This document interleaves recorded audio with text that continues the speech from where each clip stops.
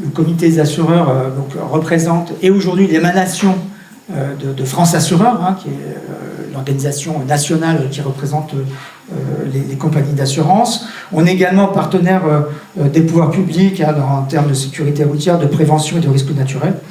On a aussi un rôle d'information et de communication auprès des médias pour expliquer les événements quand il arrive des choses voilà, comme le Covid ou comme un événement naturel dont on parlera. La sinistralité dans les DROM, elle est essentiellement constituée des vents cycloniques. C'est ce que vous ne voyez pas puisque c'est en jaune.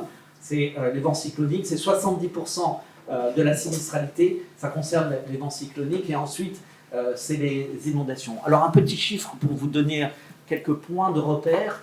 Les primes annuelles actualisées dans l'ensemble, je l'ai déjà dit à certains d'entre vous, dans l'ensemble des territoires, c'est 35 millions.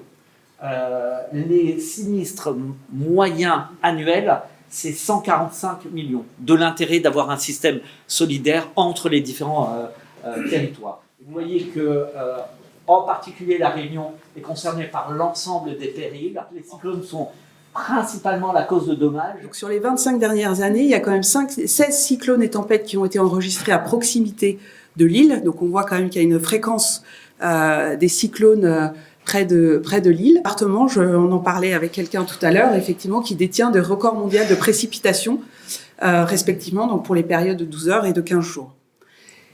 Également une forte exposition au risque volcanique avec le piton de la Fournaise qui est toujours très actif et avec des éruptions magmatiques assez régulières. Il dit en moyenne 3 par an dans la dernière décennie. La combinaison donc en fait d'un relief particulièrement accidenté et de conditions météorologiques violentes, donc qui favorise en fait ces mouvements de terrain.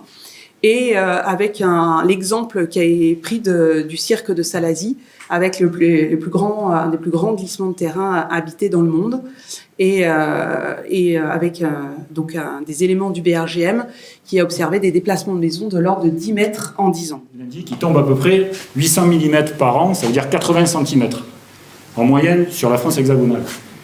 À La Réunion, il tombe ces quantités d'eau-là sur l'ouest de l'île, vous voyez la partie jaune, et sur la partie est, il tombe 11 mètres. C'est-à-dire qu'il tombe à peu près 10 fois plus que ce qui tombe sur l'hexagone. Donc évidemment, les conséquences ne vont pas être les mêmes sur le territoire. Et vous l'avez indiqué tout à l'heure, La Réunion, c'est quand même important de le noter, détient tous les records mondiaux d'intensité de pluie sur toutes les périodes possibles. Donc que ce soit sur 12 heures, donc vous voyez en 12 heures, il tombe plus d'un mètre d'eau, c'est-à-dire ce qui tombe annuellement sur la France hexagonale.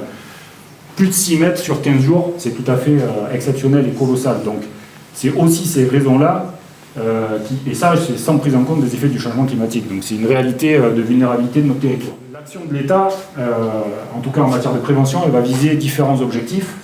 Le premier, c'est évidemment de limiter les dommages sur les vies humaines. La priorité de l'État, c'est de s'assurer qu'il n'y ait personne qui meurt lors de la survenue de phénomènes majeurs.